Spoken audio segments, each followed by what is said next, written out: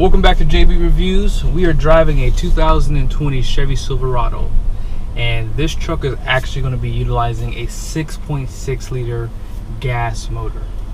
Now, this is my first time driving the truck. I'm going to take some time real quickly, drive the truck, and I'll get back to you guys in a second here. But today in the video, I'm going to hook up my trailer also, and I'm going to go around the interior a little bit more in depth for the infotainment system for the screen hinge center here. But overall, I cannot find any truck other than white, so unfortunately the truck's white. They had a red one, but it didn't have the puck system in the rear. But in time, I'll do some quick reviews on some other colors, that way so you guys can see different colors for the truck too. But I will say though, I'm really starting to like get used to this independent front suspension. Like, there is definitely a night and day difference in how these trucks drive. But this is going to be a 2500, and this truck is shockingly really heavy. So I'm going to show you guys the curb weight of this truck from the factory, and then as always, I'm going to show you guys the payload. Stay tuned.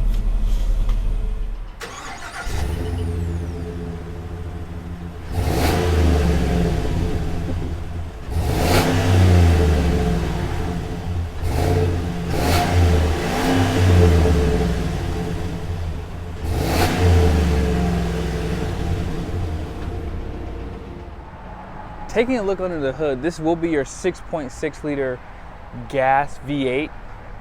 Now this does have 410 horsepower. And you ready for this? 464 pound-feet of torque. That is massive. This is an 11% increase for horsepower and a 22% increase for overall torque.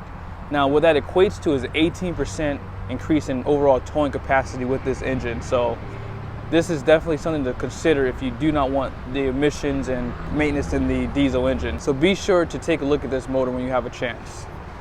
Now this bed is actually larger than the previous generation, and they did move back the system behind the axle. So in my last video, as a few guys mentioned, that's why this truck had more clearance on it, because of those few things that they did.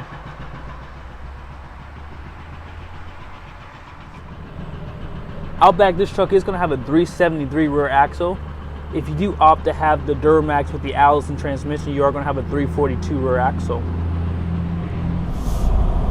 I'm going about 65 miles an hour, and the truck is definitely very stable. Having that independent front suspension really does help with the overall ride. I do notice that from this sunroof, there's a little bit of noise from it. I got to check my sunroof and see if I can hear any like road noise, but having it open, I can definitely tell there's like a little bit of noise from the sunroof. When I was at 65 miles an hour, I was just a hair under 1500 RPMs. Now this does utilize a 6-speed transmission, and if you're not familiar, the Duramax diesel utilizes a 10-speed Allison transmission. So I'm pretty sure this transmission is probably built in-house with Chevrolet, but it's still smooth. The truck is really smooth. I mean, if I hit it,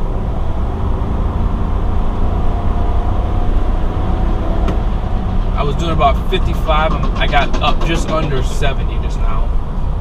But overall, man, I mean, the driving experience is really good. I really like the way this truck handles. Very quiet overall. Going on a curve right now. Handles really well with that independent front suspension too. Now the rear suspension is actually a little bit different than the 3500 is. It does not have overload leaf springs, but it does have leaf springs though. Yeah, this has really good power. Brakes are really aggressive too. I mean, yeah, they did a good job tuning this engine with this truck.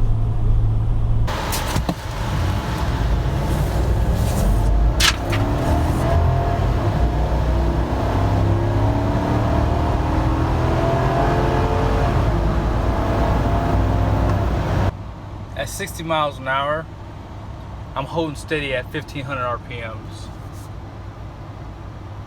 Looking forward to doing some, fuel economy runs in this truck too. I really want to see how the diesel engine does against the Ram. I bet you that having that 10-speed unloaded, that bad boy's gonna get easily in the 20s. If you saw my last video on my Chevy Silverado, which had the Duramax and it was a 3500, it did have 2 overload leaf springs that bowed out just further away from these main leaves here. They do still put 5 main leaf packs in here, and the only difference I see is that they don't have those 2 overload leaf springs that they give you on the 3500.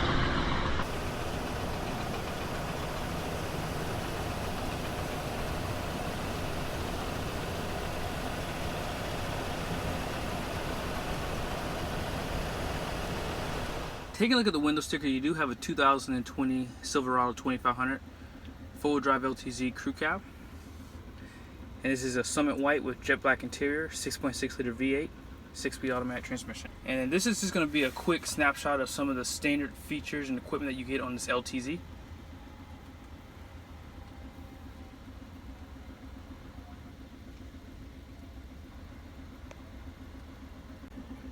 Base price not including destination is $53,300. And then here's some of the options that they added to this truck. This truck does have the LTZ Plus package, $2565, and here's what's included with that. One thing to point out is ventilated seats is actually an option on this truck. And if you're not familiar with Ram, for the Laramie package, which would kind of be similar to this one, is actually an option for 2019. And then you also had an option for the 20-inch aluminum wheels. Now the gooseneck and 5th wheel package is $1340. Now this is actually a pretty good price because you get the bed holes, of course, for the puck system, the 7-pin trailer harness, and then the Chevy Tech spray and bed liner and the bed view camera. So that's actually not a bad price for all those options there. Now LTZ convenience package is going to give you navigation, Bose, and wireless charging. Sunroof is $995. And then your interior convenience package, everything that's included there. High idle switch is an option. Upfitter switch kit came with this truck too as an option. And you had the black bow tie emblems on the front. Trailer tire pressure monitoring system was optional for $50. 373 rear axle and a GVWR of 10,650 pounds. Destination came in at $1595. And you have a total price of $62,800. Alright, so I wanted to spend some time in this system with you guys. So the very first thing I'm going to do is I'm going to hit the home button. Home button is going to take you to your audio and your navigation. You can swipe it back over to this screen, or you can hit home down here. Either way will work. The home button's right here. They also have a home button on the screen too. And this is like your quick menu too for your audio, your phone, navigation, and climate. Love the fact that they do put climate down here also. So where we're going to spend most of the time is going to be in your settings. But just to show you, you have your trailering, apps, OnStar services. They do have climate, camera, My Chevrolet, and then Sirius XM too. Now I'm going to try to see if I can find the reverse lines for this specific camera view, which is for the bed. So let's go back to settings. Now settings does give you 3 options up top here. What you do is you hit system, and just to show you what you have your time and date, language, phone, Wi-Fi networks, and hotspots, privacy, display, sounds, voice, and favorites. So let's just go to display. This is some of the options that it gives you. Going back up, time and date, you can set the time and date. It looks like if you change out of your time zone, you can automatically have this set up to adjust for that new time zone. As far as phones go, you can actually see what phones you have connected. My phone currently is just connected to Apple CarPlay right now. Moving over to apps, here are some of your options for that too. For audio, for example, you can do the auto volume. You can manage your favorites, set number of audio favorites, RDS, and you can actually filter out explicit content, which I always do. Moving on down, navigation, here are some of the preferences that you can do inside this system here. One thing that you're probably seeing already is that there's a lot of ways that you can actually customize the system. You could probably spend 30-45 minutes just setting this up and fine-tuning it for yourself. For vehicle, you have rear seat reminder.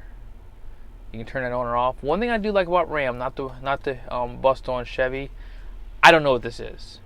And with Ram, they actually give you like a quick info tab to kind of show you what that is. But rear seat reminder, I mean, I couldn't begin to start guessing what that could be. But hey, if you know, please put it in the comment section. You do have an auto fan speed. You can do medium. Now for this, it gives you like a explanation of what it is. But for, like I said, for some of the options here, it does not. Now you do have collision and detection system, so lane change alert, park assist, and you have the rear cross traffic alert also. Moving on down to comfort and convenience, you do have a chime volume. You can turn it up or down. You can tilt your mirrors if you put it in reverse, and you have remote mirror folding too. Now my truck does not have that. Let's see if we can turn that on. I like that. Moving on down, you have lighting. You can do exit lighting in 30 seconds, and you also have vehicle locator lights. Power door locks, you can just kind of fine tune this with where you want it at. Seat positioning, you can do seat entry memory, seat exit memory. Now, I would assume that the lines for the backup camera for the bed is in here. Now, I'm not finding where this is, guys. Like someone said in the comment section that I'm an idiot and I don't know what I'm talking about and I should stop doing YouTube. I don't see where it says that there's backup lines for the bed. Maybe he was talking about for the backing up, maybe. I'm not sure. For the, on the tailgate of the truck, maybe for that camera. I don't know. Of course, if you have a teen driver, you can customize that for them. And valet mode. And that's pretty much it. I mean, I don't see where I can customize this to have the lines. Now, if I were to go to camera, this is the next place I looked. I hit here. And I touched the screen to see if maybe something would pop up. I clicked over here, nothing happened. Now if I put it in reverse, as I mentioned, the guy that said there's a line for the backup camera, he must be referencing this one. So, but if you do want backup lines for the bed, I don't see that is available on this truck. Now, if anyone wants to do a video and send it to me, I'll be more than happy to post that if there's another way to do it. But again, I've pretty much played with this for about at least 20 minutes before I'm showing it to you.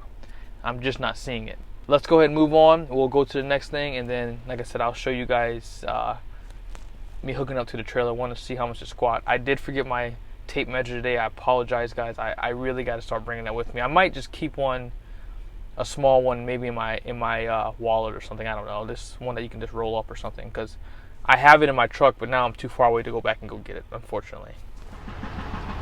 Okay, so we're right under the ball. Let's go ahead and drop it down and see how much it squats.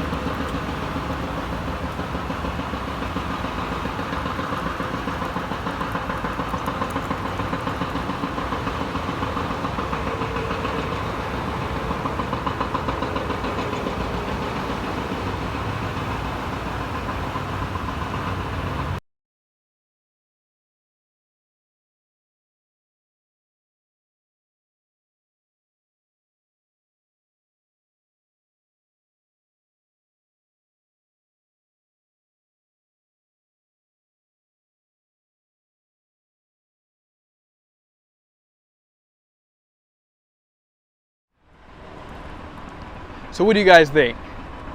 I'm going to venture out and say that it dropped at the very least an inch more than that 3500 did. That 3500 Chevy I did just a few weeks back, I would say that was almost riding slightly above level compared to this one. I mean, this is definitely leveled out. I'm going to move it around real quickly just to see if it drops anymore. But yeah, it definitely dropped at least a half an inch more than that 3500 did. Lucky for you guys today, I get to drive this truck because there's a lot of construction where I am, so I had to take the truck on the road. I'm going to make a U-turn back around. But one thing I'll tell you is I have it pedal to the floor, and there's a huge difference. I mean, this goes without saying. If you're going to tow with a gas truck, I strongly recommend you don't tow in mountains. I mean, this truck has enough power to do it, don't get me wrong. When I get out on the road, I'll be able to feel the power kick in. With a diesel engine, that power kicks in with that turbocharger so quickly and so briskly. You can't really tell when you're getting the maximum power. But on a gas engine that's naturally aspirated, of course, you can feel the power kick in. So when I get on the road, let's see where it kicks in at.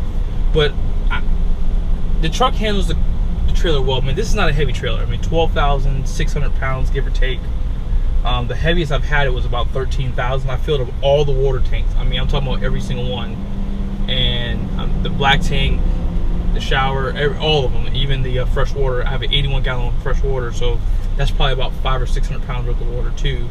So I filled it all the way up. So it's probably actually a little bit over. But yeah, the diesel has no problem pulling trailers, none whatsoever.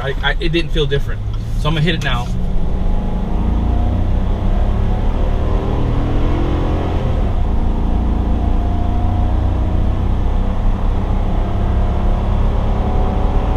So I'm only going 50 miles an hour. If I had my diesel, I'd probably be going about 60, if not a little bit faster. And not having a diesel exhaust brake, there's a difference there too. And the tow haul mode didn't really help at all with that either, surprisingly. Yeah, there's definitely a difference when towing with a gasoline truck. I could tell when I was just at low speeds, I could tell that Duramax really just got that trailer up and going. I mean, it's so crazy. Like, if you're planning to tow up steep grades and you can afford a diesel engine, I would say get the diesel engine. Yeah, it's definitely a lot different. Wow. I love towing with the diesel engine. If you don't live around steep grades, this is perfect. Watch this. This is a wide open throttle. Power comes on about 3,000 RPMs. Yeah. Now, this truck's not broken in yet either. I mean, like I said, I'm not going to hit it anymore, but you know what I'll tell you is this: that's night and day difference from what you can get on a diesel. I mean, I would probably be doing about 50, 55 miles an hour off that line like that. And the same probably for the Duramax. Duramax probably wouldn't be far behind, or it might be even a little bit ahead. But yeah, I would strongly recommend, if you're in the market, if you're planning to climb steep grades or even go down on a steep grade, having that diesel exhaust brake, I can tell the difference just hitting the brakes more too. And this truck's just a little bit more, you know, I can tell that there's a little bit of movement left to right with my trailer. I feel like it's a little bit more planted with my Ram. But yeah, I'm glad I did this. Like, not having that diesel exhaust brake is a huge plus for me. Like, I don't think I could tow a trailer anymore without one. I just like having it. This truck is riding pretty level for the most part. It's squatting a little bit, but not much. Not much at all. I would definitely tell you, if you're in the market for a truck though, if you plan on towing a lot, climbing steep grades, I would probably skip a gas motor. I'm glad I had a chance to take this on the road really quickly, because I had to. There's a lot of construction going on around here, and I had to turn the trailer around. I couldn't get it back in, so I had a chance just to luckily drive it today, and I'm happy I did. There's definitely a big difference between a gas and diesel. You have to figure out for yourself what's going to work better for you. I would strongly recommend having that diesel exhaust brake is a big deal for me.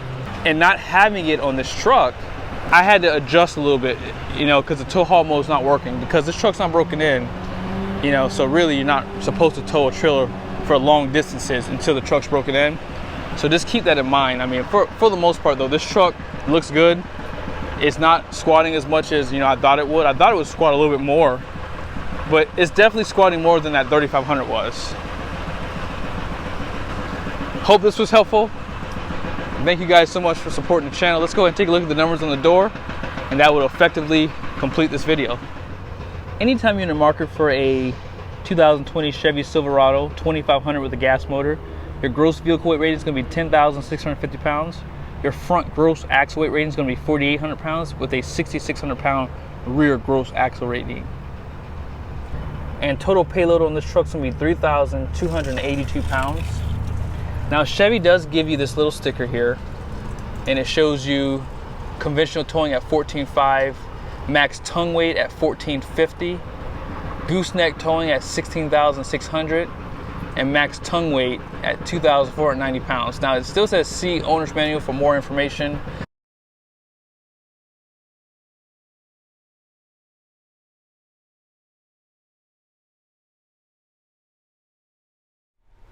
But one last thing I want to mention is I would not really go off of those max tongue weights for the gooseneck and the conventional towing, only because if your family weighs a lot more than the normal family, you could run out of payload faster. Or if you plan on putting aftermarket stuff on the truck, like if you plan on putting a heavier bumper or a toolbox or even an external fuel tank on this truck, you probably want to consider, you know, doing the math yourself before you go buy a trailer, because again, you could easily have more or less, you know, towing than this truck could actually have. But again, guys, thank you so much for watching this video. I hope it was helpful, and like I said, looking forward to doing more videos like this in the future. Please, if you haven't had a chance yet, please subscribe to the channel, support the channel if you can, and I'll see you in the next video. To all my loyal subscribers and followers, since you stayed to the end, you get to see this. I just turned in just a little bit more for you so you can see the 90-degree turn there. And check out this flex on the axles. Whoa. That's pretty insane. Thanks again for watching, guys.